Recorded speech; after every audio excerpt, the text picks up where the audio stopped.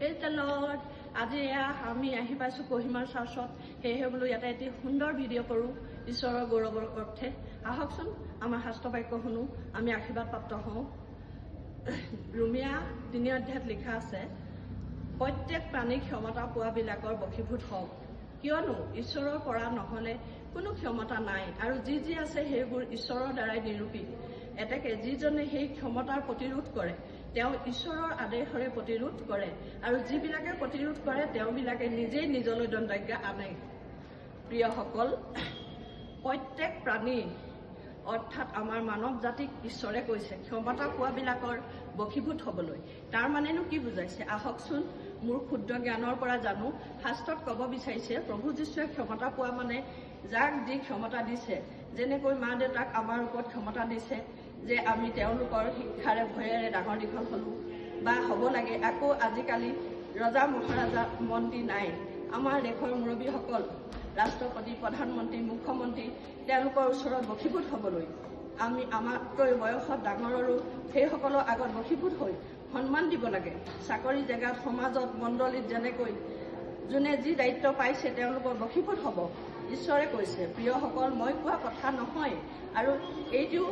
বাক্যশাৰী প্ৰথমতে লিখা আছে ঈশ্বৰৰ পৰা নহ'লে ঈশ্বৰে নিদিলে সেই পদবী বোৰ কেতিয়াও নিজে ল'ব পৰা ক্ষমতা নাই বুলিও লিখা আছে গতিকে যিসকলে সেই ক্ষমতা বশীভূত আদেশ এইবিলাকৰ প্ৰতিৰোধ কৰে তেওঁ ঈশ্বৰৰ আদেশকে প্ৰতিৰোধ কৰা হ'ব বুলি লিখা আছে গতিকে এই কোৱা বাক্যশাৰী যদি আমি প্ৰতিৰোধ কৰোঁ তেওঁ কোৱা ধৰণে নহওঁ আমালৈ তেওঁ দণ্ডাজ্ঞাহে আমালৈ আহিব বুলি ঈশ্বৰে কৈছে হে প্ৰিয়সকল আমিনো কিয় ঈশ্বৰৰ দৃষ্টিত দণ্ডাজ্ঞাৰ পাত্ৰ হ'ম নিশ্চয় নিবিচাৰোঁ গতিকে তেওঁ কোৱা ধৰণে আহকচোন আমি তেওঁৰ আজ্ঞা মানি তেওঁৰ পথত চলি আশীৰ্বাদৰ ভাগী হৈ এটি ছুটি প্ৰাৰ্থনাই তেওঁৰ চৰণলৈ চাপি যাওঁ হয় প্ৰভু তুমি যেনেকৈ বিচাৰিছা আমি যাক যেনেকৈ যি সন্মান দিব লাগে যি ধৰণে চলিব লাগে কাৰো ওপৰত আমি প্ৰভু প্ৰতিশোধ ল'ব নালাগে বা কাকো আমি অসন্মান কৰিব নালাগে যাক যেনেকুৱা সন্মান দিবলৈ কৈছা সকলো যেন আমি দি প্ৰভু